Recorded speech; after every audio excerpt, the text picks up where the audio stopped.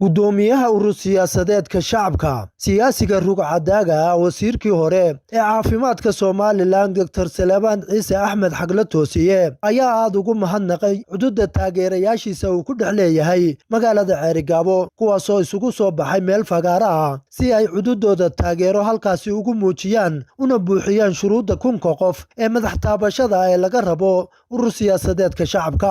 waxaan u mahadnaqayaa shacbiga ilaahay sharafta ku hagoogay ee reer Ceerigaabo iyo guud ahaanba reer Sanaag maasha Allah oo saaka muujiyay taageero laxaad leh oo ay ku muujinayaan taageerada ay u hayaan ururka shacabka Soomaaliland.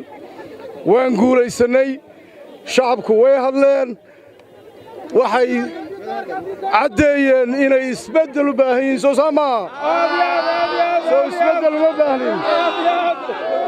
waxaan u mahadnaqayaa guddida ururada iyo ansixinta asxaabta oo iyaguna runtii shaqada si habsamiya u wada.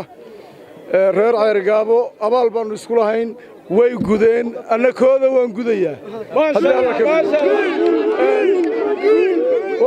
waxaan halkan fariin uga dirayaa shacabka gobolka Sool, gaar ahaan magaalada Laascaanood oo aan ku soo wajahannahay iminka.